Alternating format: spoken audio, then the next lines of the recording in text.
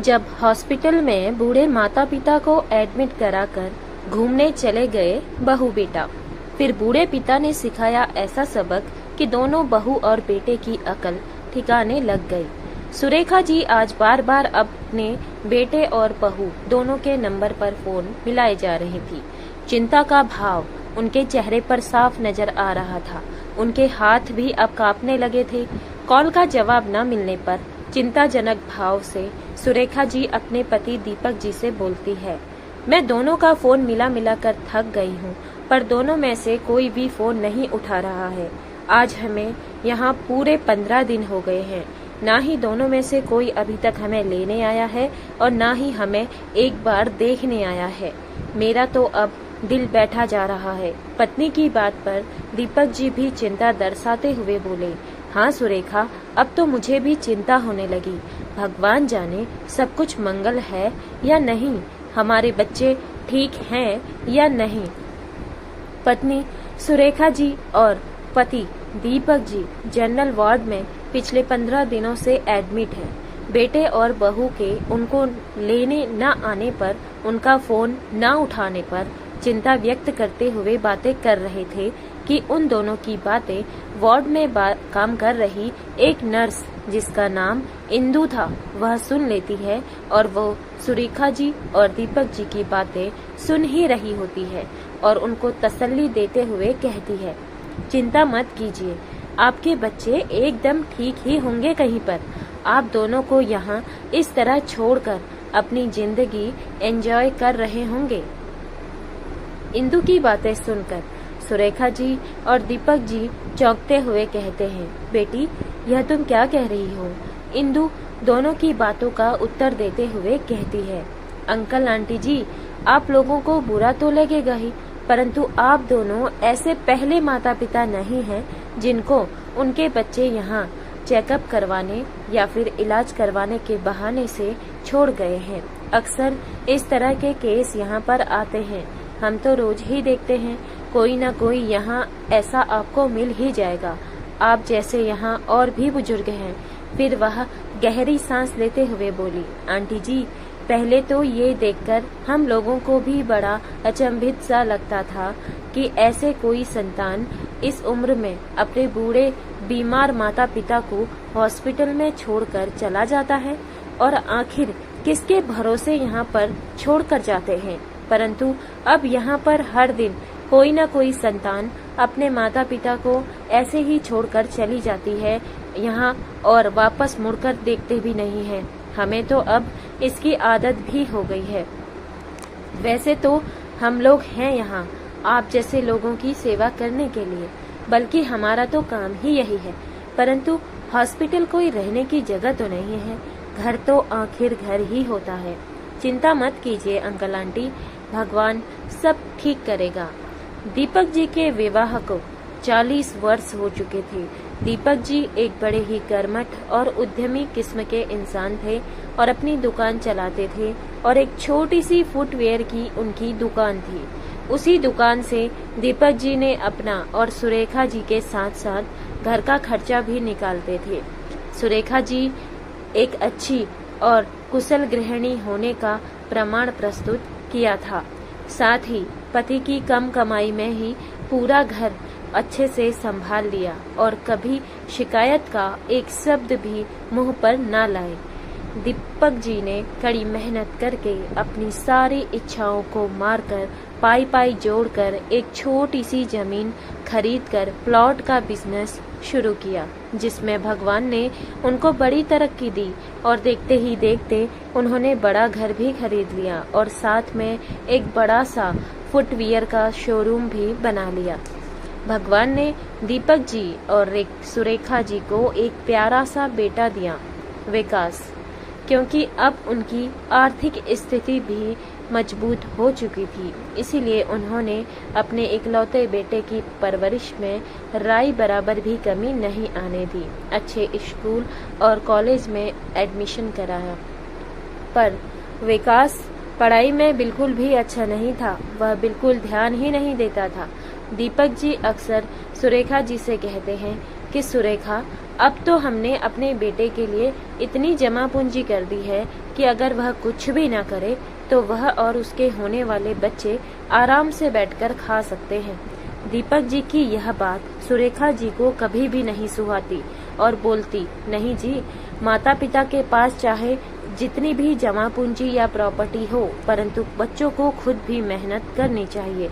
पता नहीं भाग्य किस मोड़ पर लाकर छोड़ दे, इसीलिए खुद भी हर इंसान को मेहनत करनी आनी चाहिए।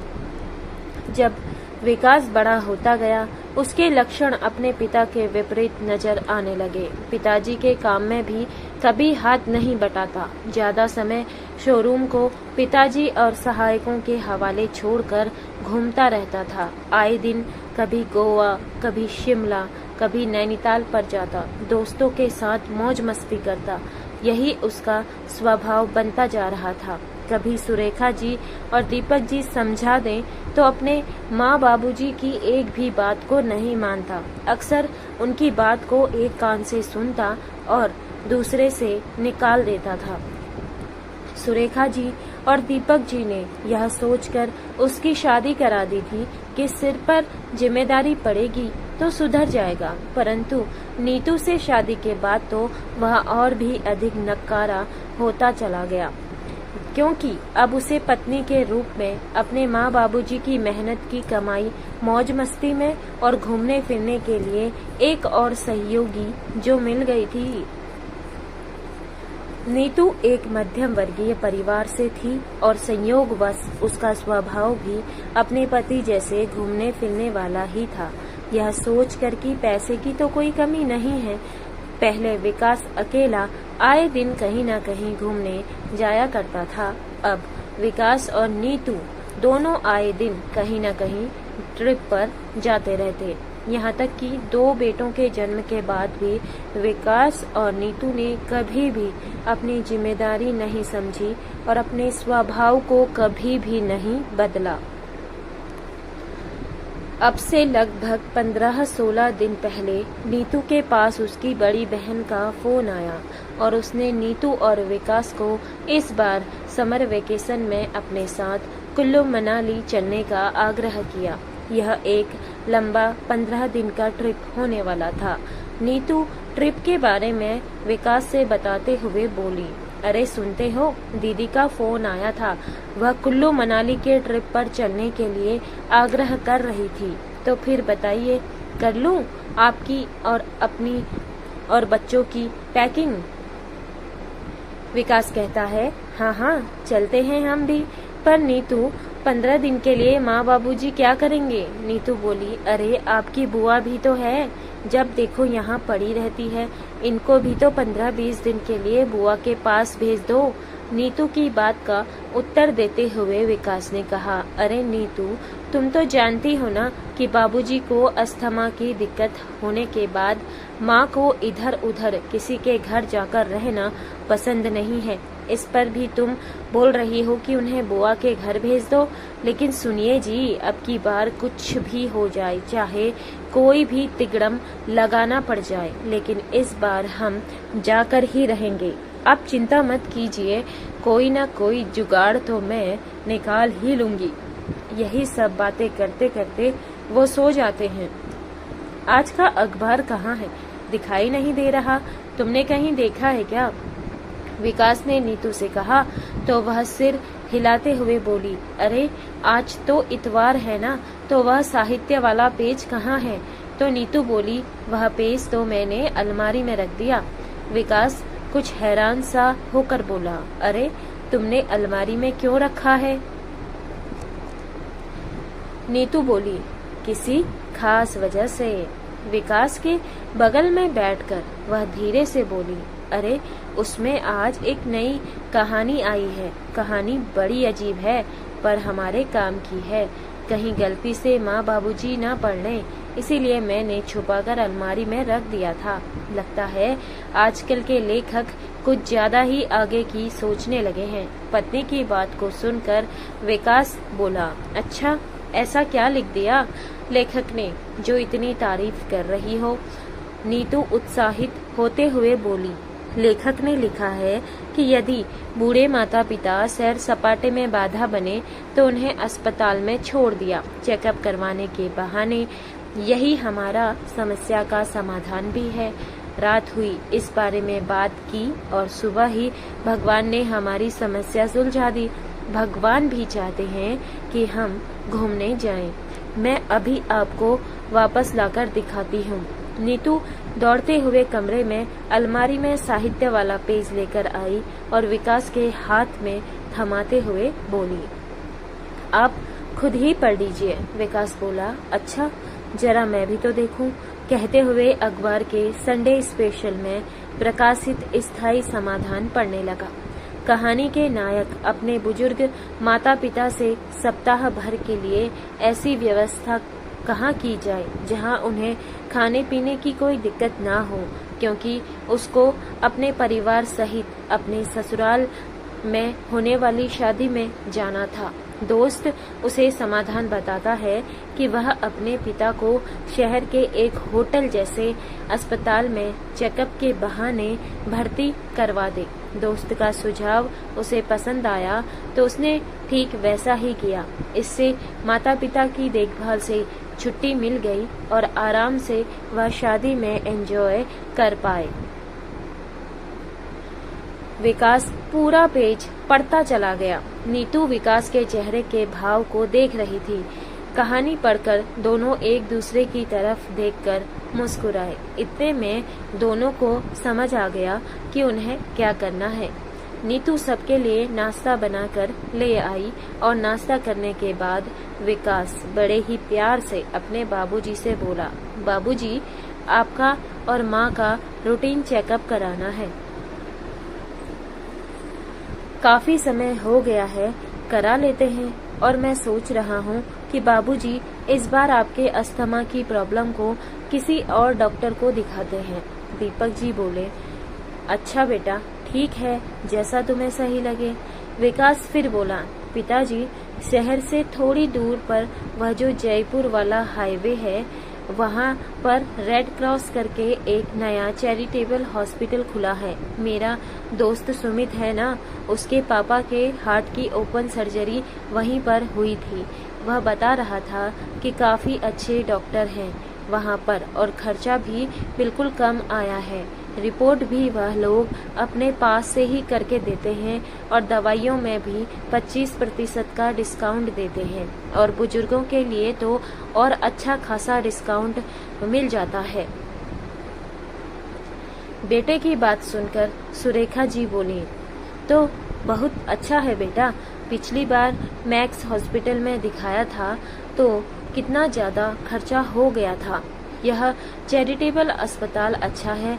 मेरे और तेरे बाबूजी के सारे चेकअप भी हो जाएंगे और खर्चा भी ज्यादा नहीं आएगा। नीतू भी पति की बातों में हाँ मिलाते हुए बोली, माँ जी, मेरी दीदी की सास ने भी इस बार वहीं किसी अच्छे डॉक्टर को दिखाया था। दीदी बता रही थी कि मरीज का बहुत अच्छे से ख्याल रखा जाता है वहाँ पर, और वहाँ पर भर्ती होने वालों की सारी जिम्मेदारी डॉक्टरों और वहाँ के स्टाफ की होती है। खाने पीने से लेकर जांच और रिपोर्ट तक का सारा कुछ वही देखते हैं। बहू की बात सुनकर दीपक जी और सुरेखा जी दोनों एक साथ बोले, सही है बेटा, फिर हम वहीं दिखा देते हैं। इस बार विकास बोला, हम आपको कल ही वहाँ लेकर चलते हैं, डॉक्टर को दिखाते हैं, देखते हैं डॉक्टर क्या कहते हैं। वहाँ पर आप दोनों की सारी जांच कितने दिनों में हो जाएगी? मुझे लगता है सारी जांच होने और रिपोर्ट मिलने तक हफ्ता भर से अधिक ही लग जाएगा। उसके हिसाब से अगर आपको भर्ती कर आना हुआ तो भर्ती करा देंगे और इधर से मैं या नीतू आपसे मिलने को चक्कर लगा लेंगे और सारे चेकअप होने के बाद आपको लेने आ जाएंगे। तभी नीतू भी मक्खन लगाते हुए बोली, माँ जी, मैं आपकी और बाबूजी की जरूरत की सारी चीजें एक छोटे बैग में रख दूंगी। माँ को कुछ भी चाहिए तो वह फोन पर बता देंगे तो हम दोनों में से कोई भी आपको दे आएगा। अगले दिन नीतू और विकास माँ और बाबूजी को रेड क्रॉस चैरिटेबल हॉस्पिटल लेकर जाते हैं। वहाँ उनका चेकअप करवाते हैं। डॉक्टर को वहाँ 8 दिन का बोलकर भर्ती करवा देते हैं, किंतु उन्हें आज 15 दिन बीत चुके हैं, लेकिन बेटा और बहू का कोई अता पता ही नहीं है। नर्स की बातों से दोनों दंपत्ति सहम से जाते हैं, परंतु अब भी उनके मन में अपने बच्चों को लेकर डर सता रहा था। उन्होंने नर्स इंदु से घर जाने के लिए सहायता करने को बोला। बेटी, हमारे घर जाने के लिए टैक्सी का इंतजाम कर दो। हमारे पास पैसे भी नहीं हैं और वह इन 15 दिनों में सब खत्म हो चुके हैं। हम अपने घर जाना चाहते हैं। हमारे बच्चों के साथ कोई अनहोनी ना हो गई हो। उनकी यह बातें सुनकर इंदु फिर से मुस्कुराई और बोली, माता पिता कितने सीधे साधे होते हैं। बच्चे उनको आसानी से बेवकूफ़ बना देते हैं, उन्हें धोखा देते हैं और माता पिता उनके लिए दिन रात बस तड़पते रहते हैं। इंदु अपने ही मन में सोचती है, अंकल आंटी जी, यहाँ प्रतिदिन सैकड़ों बुजुर्गों के साथ ऐसा ही होता है। इंदु उनके घर जाने का पूरा इंतजाम करा देती है। दोनों इंदु के सिर पर हाथ रखकर उसे आशीर्वाद देकर वहां से निकल जाते हैं। हॉस्पिटल उनके घर से काफी दूर पर पड़ता था। जैसे तैसे थक हार के दोनों घर पहुंचे तो वह अवाक रह गए। उनके पैरों तले जमीन खिसक गए। दोनों बुजुर्ग एक दूसरे की तरफ देखकर हैरानी से देखने लगे। जब उन्होंने देखा कि उनके घर में तो बड़ा सा ताला लगा हुआ है। अपने घर में ताला देखकर दोनों वहीं घर के बाहर अपना सिर पकड़कर बैठ जाते हैं। उनके मन में अनेकों सवाल उत्पन्न हो जाते हैं। दीपक जी, विकास कहाँ गया है? सुरेखा जी दुखी मन से बोलती। दीपक जी बोले, गया होगा कहीं सैर सपाटे में बच्चों के साथ। यह आज की कोई नई बात थोड़ी है उसकी। हमें हॉस्पिटल में भर्ती करा के चल दिए और हम उनकी राह देख रहे थे। नहीं, ऐसा नहीं हो सकता। विकास दुकान पर चाबी दे गया होगा। दीपक जी जब दुकान जाते हैं तो वहाँ पता चलता है कि विकास तो किसी को भी चाबी देकर नहीं गया है। यह सुनते ही दीपक जी गुस्से से लाल हो जाते हैं। उन्हें इतना गुस्सा आता है कि विकास अगर उनके सामने होता तो उसे गोली मार देते। थके हारे दीपक जी ताले की दुकान पर जाते हैं। ताले वाले को साथ लेकर अपने घर पर पड़े ताले की चाबी बनवाते हैं। उसे बनने में आधा घंटा लग जाता है। दोनों बुजुर्ग बाहर ताला खुलने के इंतजार में वहीं बैठकर चबूतरे में इंतजार करने लगे। दोनों थक कर चूर हो चुके थे। भूख भी बहुत जोर की लग रही थी। दोनों की आंखों से आंसू बहने लगते हैं। तभी उनके पड़ोसी शर्मा जी वहां से गुजरे तो ऐसे बाहर बैठे देख उनसे सवाल करते हैं। दोनों अपने आंसू साफ करते हैं। क्या बात है, आप ऐसे घर के बाहर क्यों बैठे हैं? ताला तो विकास लगाकर गया है और आप तो अपनी बहन के यहाँ गए हुए थे। कैसी रही बहन के यहाँ की ट्रिप? यह सुनते ही दीपक जी और सुरेखा जी तिलमिला उठते हैं और शर्मा जी से कहते हैं, आपको भी विकास ने बहका दिया? शर्मा जी, हम बहन के यहाँ नहीं, हॉस्पिटल के ट्रिप लेकर आ रहे हैं। शर्मा जी चौंक जाते हैं। वहीं दीपक जी के पास बैठ जाते हैं। दीपक जी उन्हें सब बता देते हैं कि आजकल की संतानों का यही हाल है, लेकिन वो यह नहीं जानते, जो बीज बोओगे वही काटोगे। जो आज उन्होंने अपने माता पिता के साथ किया है वही कल उनके साथ भी होगा और इससे भी बुरा होगा। बातें करते हुए काफी देर हो जाती है। इतने में ताला भी खुल जाता है। चलिए, यह ताला भी खुल गया है। दीपक जी, कोई जरूरत हो तो आप मुझे जरूर से बताइएगा। अब आप लोग खाए पिए और आराम कीजिएगा। शर्मा जी ने घर के चबूतरे से उठते हुए कहा और वहां से चले जाते हैं। दोनों दंपत्ति अंदर आते हैं। सुरेखा जी सबसे पहले किचन में जाती हैं और जल्दी से दाल रोटी बनाकर ले आती हैं। दोनों अपना पेट भरते हैं और भगवान का धन्यवाद करते हैं। उसके बाद दीपक जी विकास की बात करते हुए कहते हैं, हमने क्या सोचा था और क्या हो गया है। हमने अपने बेटे के लिए इतना कुछ किया है, यह सोचकर कि वह हमारे बुढ़ापे में हमारा सहारा बनेगा। सहारा तो क्या बनता, उल्टा उसने तो हमें ही धोखा दे दिया। हमें क्या जरूरत थी इतने बड़े घर की, हम तो छोटे से घर में भी रह सकते थे। सुरेखा जी बोली, मैं तो आपको पहले से ही बोलती थी कि उसके लिए इतना मत कीजिए, उसे भी मेहनत करने दो। आजकल की संतानों को माता पिता नहीं चाहिए, बल्कि उनका पैसा चाहिए। लेकिन नहीं, आप माने भी तो नहीं। लो, अब भुगतो परिणाम। अभी तक उसने सिर्फ हमारा प्यार देखा है, अब तुम देखना मैं उसे क्या क्या दिखाता हूँ। सुरेखा जी बोली, मुझे भी इसी दिन का इंतजार है जी। उसे ऐसा सबक सिखाना है कि आगे से कोई भी संतान अपने माता पिता के साथ ऐसा करने से पहले 100 बार सोचे। इतिहास लिखा जाना चाहिए था। इतिहास ही लिखेंगे मेरी धर्मपत्नी, तुम चिंता मत करो। दोनों बातें करते हुए सो जाते हैं।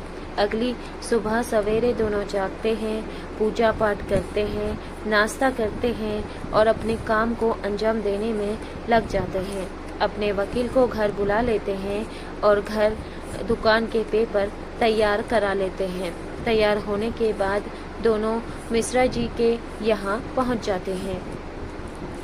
मिश्रा जी इसी शहर के बिजनेसमैन हैं, जिन्होंने कई बार दीपक जी को बोला था कि जब भी घर और दुकान बेचने का इरादा हो तो मुझे ही बोलना। दीपक जी बोल देते, नहीं मिश्रा जी, यह हमारे बेटे की संपत्ति है, हमारे बाद सब उसका ही तो है, इसे बेचने का हमारा कोई इरादा नहीं है। मिश्रा जी काम के सिलसिले में शहर से बाहर गए हुए थे। उनकी पत्नी शांति जी ने उन्हें अभिवादन दिया, उन्हें चाय नाश्ता कराया और उनसे बहुत सी बातें भी की। शांति जी ने उन्हें बताया कि मिश्रा जी कल घर पर ही होंगे, आप कल आ जाना। कल का आने को बोलकर दोनों अपने घर आ जाते हैं और फिर अगले दिन वापस जाते हैं। उन्हें सामने देखकर मिश्रा जी कहते हैं, क्या बात है दीपक जी, आप हमारे यहाँ सब कुशल मंगल तो है ना? दीपक जी कहते हैं, हाँ मिश्रा जी, सब बढ़िया है, बस घर और शोरूम आपको सौंपने आया हूँ। मिश्रा जी चौंक कर बोले, दीपक जी क्या बात कर रहे हैं आप? अब आपका इरादा कैसे बदल गया? बस जब औलाद धोखा दे जाए तो इरादा बन ही जाता है। दीपक जी लंबी आह भरते हैं। फिर मिश्रा जी को दीपक जी सारी बातें बता देते हैं। मिश्रा जी सभी बातें सुनकर अपना दुख व्यक्त करते हैं। उनकी डील पक्की हो जाती है, पेपर साइन हो जाते हैं और अब दीपक जी का घर और शोरूम मिश्रा जी का हो चुका था। रुपए आधी आधी रकम के तौर पर दीपक जी के अकाउंट में ट्रांसफर कर दिए जाते हैं। दीपक जी रकम के कुछ हिस्से से एक छोटा सा घर और एक छोटी सी दुकान खरीद लेते हैं और बाकी सारी रकम रेड क्रॉस हॉस्पिटल के नाम कर देते हैं।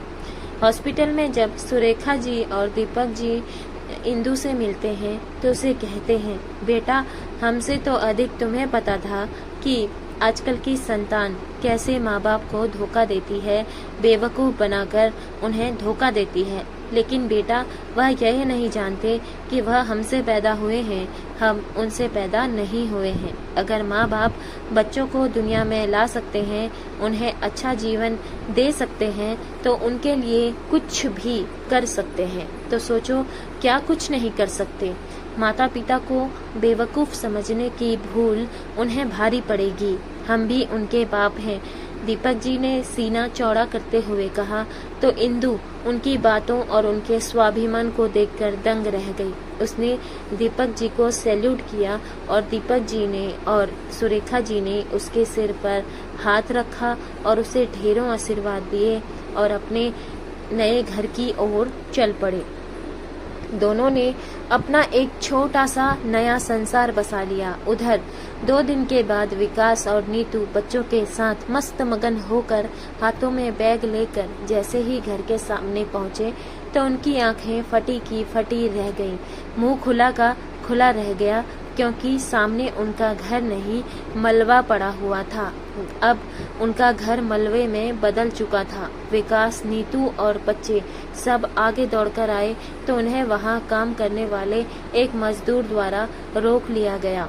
विकास ने कहा, यह हमारा घर है, इसे क्यों तोड़ रहे हो? वहाँ मिश्रा जी बैठे हुए थे। उन्होंने कहा कि यह घर तुम्हारा तो कभी था ही नहीं, अब यह मेरा हो चुका है। दीपक जी ने एक हफ्ते पहले ही यह घर मुझे बेच दिया है और बहुत जल्द यहाँ तुम मेरे होटल में लंच डिनर करने आओगे, वह भी तब जब तुम्हारी जेब में खुद का पैसा होगा। विकास अपना सिर पकड़ते हुए हड़बड़ाते हुए दुकान की ओर दौड़ा और वहां जाकर देखा तो उसमें भी ताला पड़ा हुआ था। वहीं खड़ा होकर अपना सिर पीटते हुए चिल्लाने लगा। वहां आसपास के लोग विकास को जानते थे, सब उसके पास इकट्ठा हो गए और उस पर हंसने लगे, क्योंकि सबको पता था कि वह कितना नकारा है और अपने माता पिता को कितना दुखी रखता है। मैं बर्बाद हो गया, एक गलती के कारण मैंने सब खो दिया, माता पिता, जायदाद सब खो दिया। वह चिल्लाते हुए फिर से घर के सामने पहुंचा तो नीतू ने उसे धक्का देकर कहा, कहाँ गए तुम्हारे माँ बाप? सब बेच बाच कर अब कहाँ जाएंगे हम और हमारे बच्चे? और छोड़ो, हॉस्पिटल में देख लिया नतीजा, बहुत बुढ़ा बुढ़िया ने दिखा दिया अपना रंग। इतना सुनकर विकास ने गुस्से से लाल होकर जोरदार तमाचा नीतू को रसीद कर दिया। मैंने छोड़ा या तुमने? तुमको ही घूमने की लगी थी, तुमने ही पेपर में कहानी पढ़ी थी और अब मुझे ही बातें बता रही हो।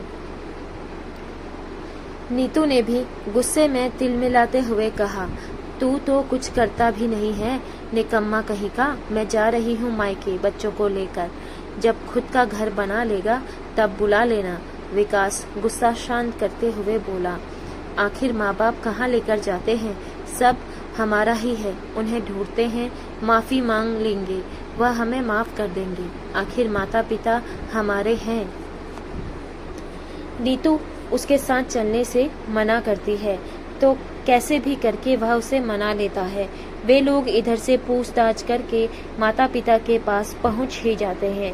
दीपक जी और सुरेखा जी ने 2 कमरों का एक छोटा सा घर और उसके साइड में एक छोटी सी दुकान खरीद ली थी, जिसमें वह दोनों पति पत्नी आराम से अपना जीवन काट रहे थे। विकास बेबी बच्चों के साथ वहां पर पहुंच जाता है। दीपक जी और सुरेखा जी दोनों दुकान पर ही बैठे हुए थे। विकास दौड़कर उनके पैरों में गिर पड़ा। वहीं नीतू भी अपने सास के चरणों में जा गिरी। सुरेखा जी ने दबा के थप्पड़ नीतू के गाल पर जड़ दिया और वहीं दीपक जी ने विकास के सीने पर लात मारकर उसे धकेल दिया और बोले, कौन है तू और क्या ड्रामा लगा रखा है? विकास रोता हुआ बोला, बाबूजी, मैं आपका विकास, आपका इकलौता बेटा। दीपक जी बोले, मेरे बेटे को मरे हुए 1 महीना हो गया है। अरे ओ श्याम, मनीष, राघव, यादव, जरा इधर आना तो। देखो, यह गुंडा मुझे परेशान कर रहा है। दीपक जी की आवाज पर आसपास के साथ सारे दुकानदार दौड़ के आते हैं, जो दीपक जी को बड़ा सम्मान देते हैं। देखो भाई लोग, यह आदमी और यह औरत हमें धमकी दे रहे हैं कि पैसा नहीं दिया तो जान से मार देंगे। इतना सुनकर सभी ने विकास को दुकान से बाहर फेंक दिया। नीतू को भी सुरेखा जी ने दुकान के बाहर धक्का दे दिया।